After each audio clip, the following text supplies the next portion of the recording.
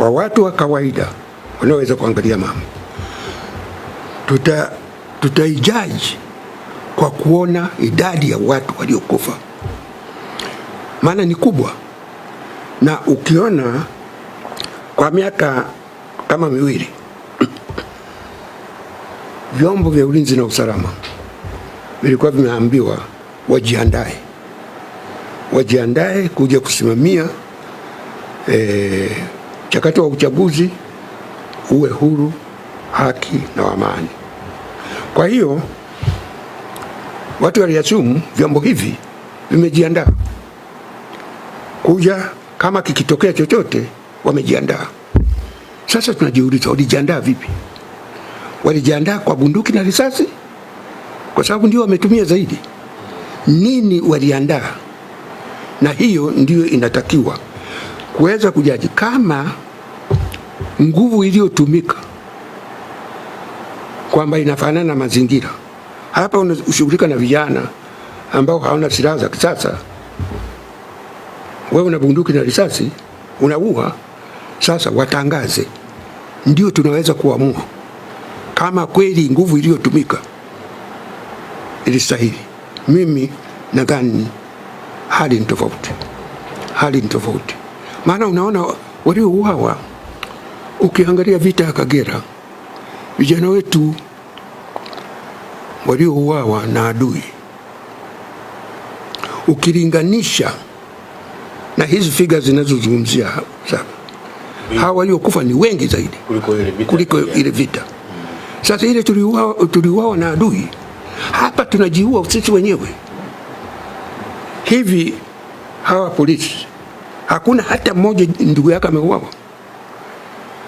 Hawa kwenye vyombo vya ulinzi na usalama hakuna yeyote, ama viongozi hakuna hata mmoja ambaye ndugu yake ameuawa?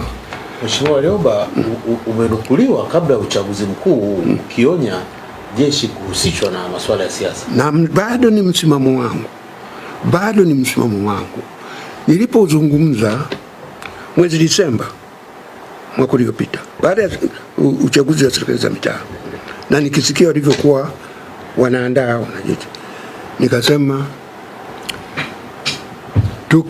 tukihusisha vyombo vya ulinzi na usalama katika siasa tutapata matatizo. Na specifically nikasema jeshi la ulinzi lisije likahusishwa kabisa katika siasa.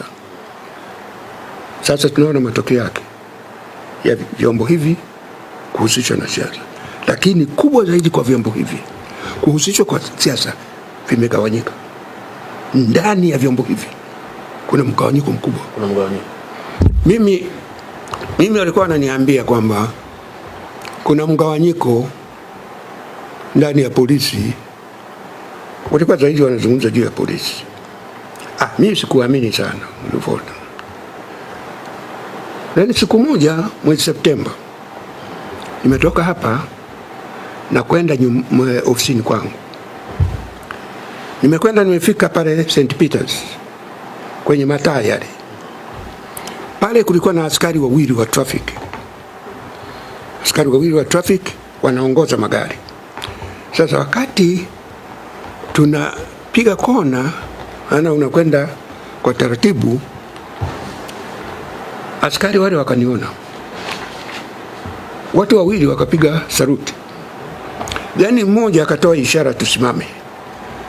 Kwa hiyo nikamwambia driver wangu, tunapiga kona pale, tafute mahali apark. Kwa wale wanaofahamu mahali pale St. Peters, ukipiga kona ile unaingia Hele Sarasi. Pembeni pale kuna watu wanafanya kazi ya kuuza maua. Kwa hiyo tukaenda tukasimama pale. Wala askari wote wawili wameacha kuongoza magari, wamekimbia wamekuja kwangu pale. Wamefika, wamepiga saluti, wamenisalimu na bila hata kuchelewa wakasema, mzee, tunashukuru tumekuona, tunaomba msaada wenu nyinyi wazee. Nasema wakati wote huu tulikuwa tunafanya kazi bila ubaguzi wa dini, bila ubaguzi wa kabila, lakini sasa siasa imetugawa imetugawa sana, tunafanya kazi kwa mazingira magumu. Sasa tunaomba msaidie ili hali irudi kama ilivyokuwa wakati wenu. Na wanazungumza ndani ya gari na driver wangu na msaidizi wangu, na pembeni pale kuna watu wanauza maua, wote wanasikia. Yani ilimtisha kwamba askari hao wanaona wamepata nafasi ile bila hata kujali nani anasikia. Wamesema hivyo. Nilipokuja nilimwambia mama, nikasema mama, nimeogopa sana. Ukisikia kuna mgawanyiko katika chombo kinachotulinda unakuwa na wasiwasi.